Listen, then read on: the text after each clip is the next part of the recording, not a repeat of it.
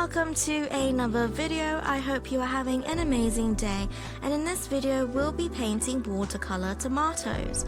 So I'm going to quickly tell you which materials I am using just in case you wanted to know. I am using my Winsor & Newton watercolor brushes, my Filbert brush in the size 2 for the washes, and then I go in with my round brush in the size 3 and 5. My Montmartre watercolor set, and then I squeeze a little bit of cadmium red from another set and my Lakeland water-soluble color pencils. So first things first, we are going to start with a light sketch using water-soluble pencils and using the photo reference to guide us. So upon drawing my bell pepper too small in my last video, I decided to try and use most of the page with these tomatoes. Take your time with the leaves, as this is the thinnest and hardest part of the painting. If you want to make your life easier, then you can draw a simplified version of the leaves instead of drawing it directly from the photo as I have done.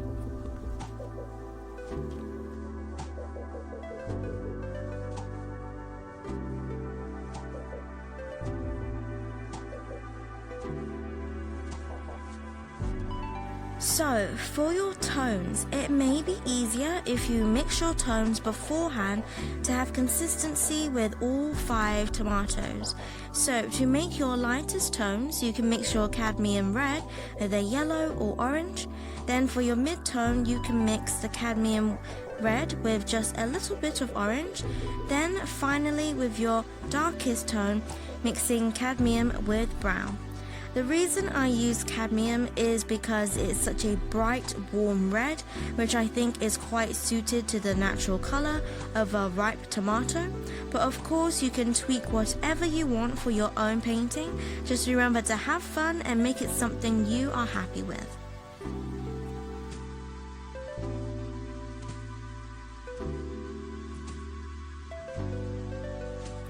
Now, in this video, I took my time to do the washes, as I wasn't very confident with how I was going to juggle all the tomatoes as part of the challenge for this painting. I normally build up my washes till I am confident with adding the color. But for this painting, it took me just under 2.5 hours in total, by far the longest I have spent on a painting, but I think it was worth it in the end.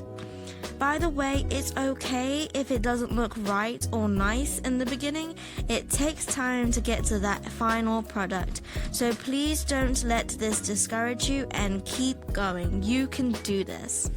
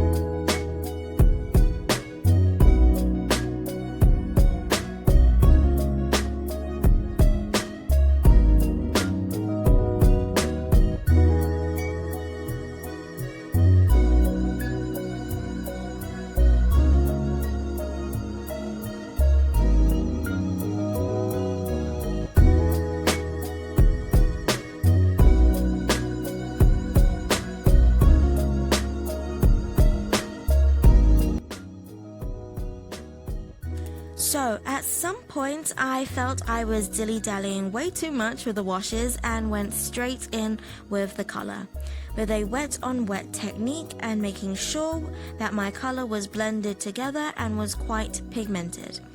Here you'll be able to see a big shift, and you'll see what a difference this one step makes from the prep work, as it were. It was only at this point I was starting to like my painting, and then you just make your way round to all the tomatoes. Try not to make your page too wet because it will deposit in one place, which makes watermarks and not blend very evenly. So if this does happen, clean and dry your brush, then soak up the excess water.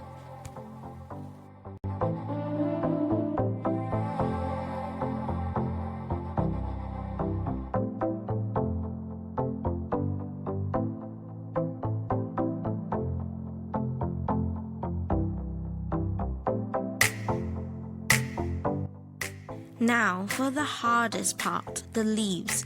It's best not to overthink this too much.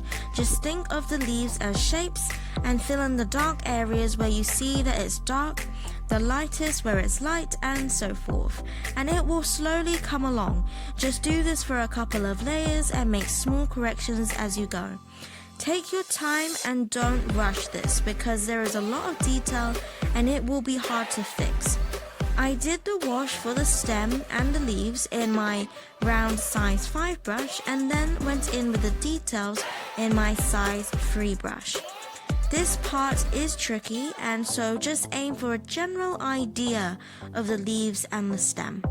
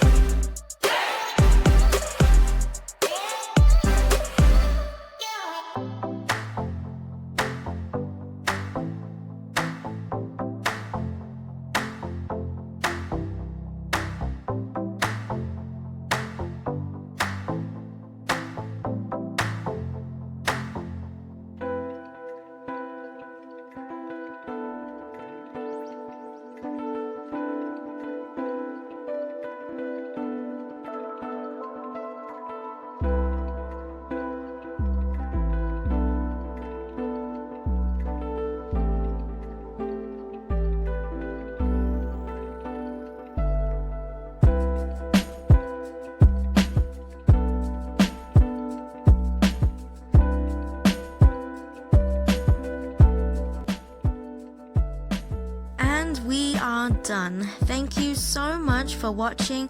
I hope you found this helpful. If you enjoyed this video, don't forget to give this a like and don't forget to subscribe for weekly videos. And as always, God bless and I'll see you later.